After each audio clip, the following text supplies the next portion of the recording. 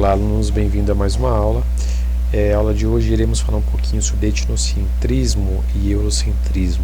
Etnocentrismo vem de etnia, eurocentrismo vem de centralização da Europa. Mas o que essas duas palavras têm a ver?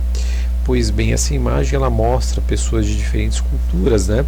Podemos aqui caracterizar pessoas americanas, um chapéu de cowboy, pessoas de repente de cultura ali próximo da Suécia, árabes, hindus, africanos, idosos de outra cultura, até mesmo latino-americanos, japoneses ou esquimós, vamos assim colocar. Então, o nosso planeta ela é composto de várias culturas, tá? De várias etnias. Então, associem essa questão de cultura com etnias aí. Então, iremos relacionar o processo de colonização à percepção do europeu como considerado, né, raça é um termo preconceituoso, mas que faz sentido no que iremos estudar aqui, de pessoas com etnia diferente, superior dos povos dominados. Então, eles acham que quem é dominador é superior a quem é dominado, o que é uma grande mentira em relação a isso. Pois bem, eurocentrismo. Então, quando eu digo eurocentrismo, aqui, como vocês podem ver, deixa eu voltar aqui, desculpem, vocês percebem que existe a questão do poder centralizado. Eu acho que a minha cultura é mais importante do que qualquer outra no mundo, então me coloco no centro como sendo a principal. Então, seria eurocentrismo, né, no aspecto aqui, e é um etnocentrismo também, porque a minha cultura é melhor que as outras, né? E quando eu me refiro a eurocentrismo, gente, parece igual do etnocentrismo, mas a diferença é que o eurocentrismo coloca, ele quer impor a sua etnia para todas as outras aqui. Tá? Então as duas estão relacionadas, porém com uma pequena diferença aí.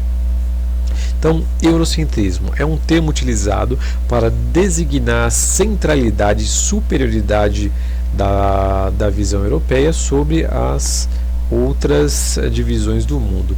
Então, as pessoas eurocêntricas levam em conta somente os valores europeus e não os valores de quem é dominado, como por exemplo povos africanos, povos chineses, índios, indianos e coisas assim do tipo.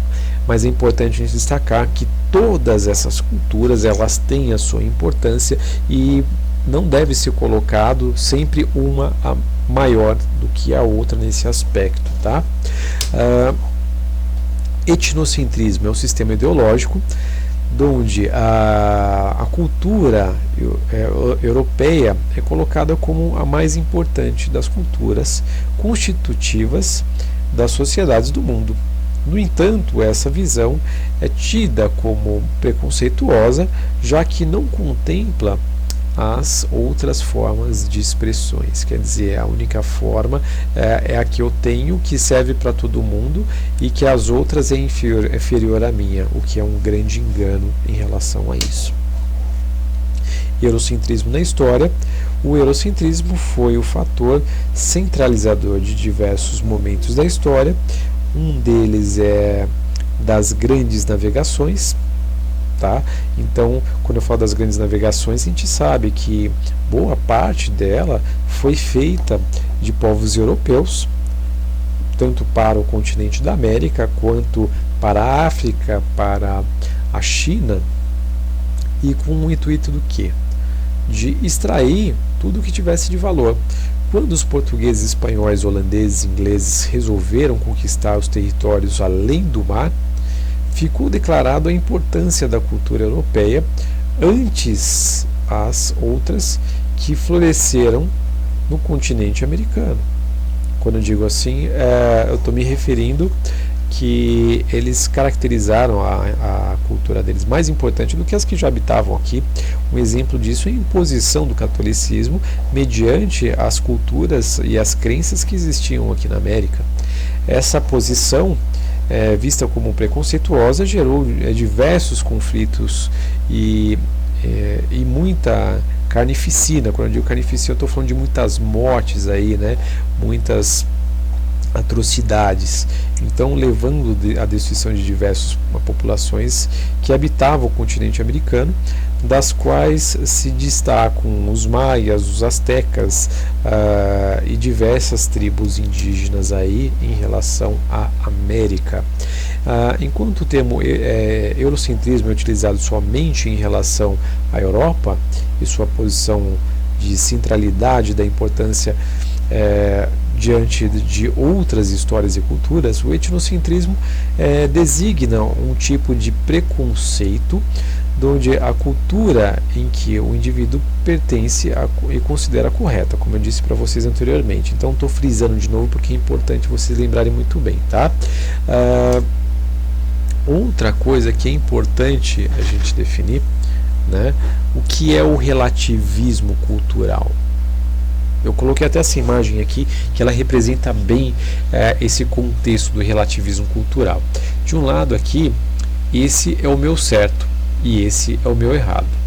Daí do outro tem a outra pessoa falando, seus conceitos são estranhos. Bom, se analisar um olhando para o outro, ambos vão achar que o conceito deles são diferentes, né? Mas na verdade, como ele convive com isso aqui, desde que ele nasce, para ele é comum. E esse, desde que ele convive quando nasce, também é comum. Mas como eles não viveram na mesma cultura, causa essa estranheza. Então, nesse aspecto, vamos aqui para o que diz o texto. O relativismo cultural busca entender os valores culturais de uma sociedade a partir dos padrões vigentes nesse grupo social. Desde a antiguidade, com os filósofos Protágoras, né, havia uma escola filosófica que defendia essa visão. No final do século XIX, a fim de rechaçar o etnocentrismo e o positivismo que existia na época, a ideia de relativismo cultural ganhou força através de obras como Franz Boas, né?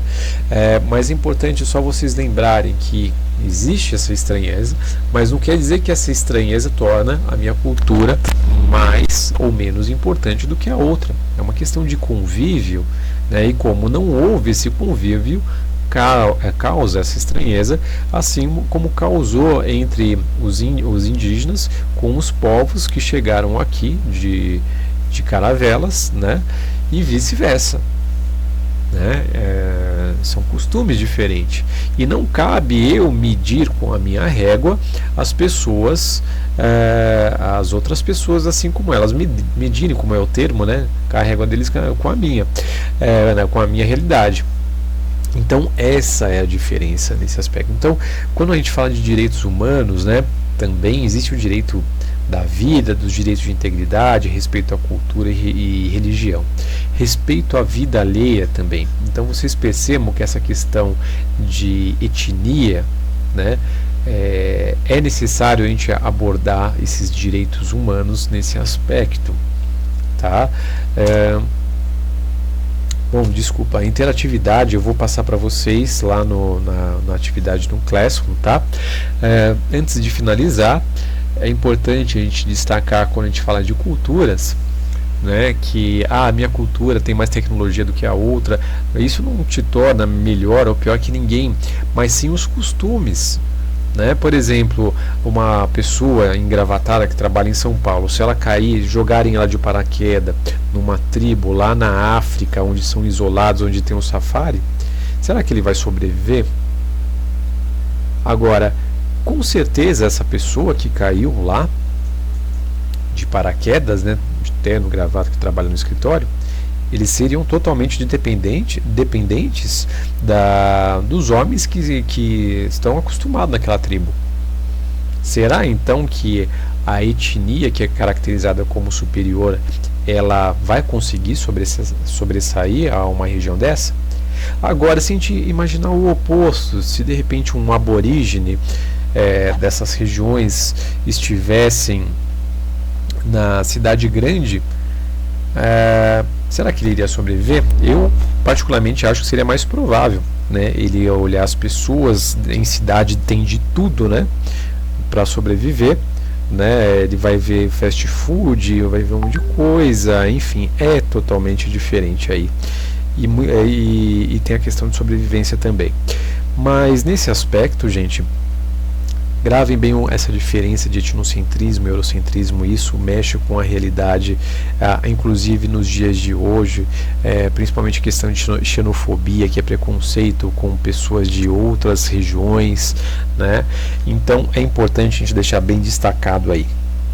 Então, a aula de hoje eu finalizo com essa teoria de etnocentrismo, eurocentrismo, né, e uma reflexão, né, sobre os nossos dias atuais, se que existe preconceito de fato, né, apesar de não existir muito, de existir negacionismo em relação a isso, né?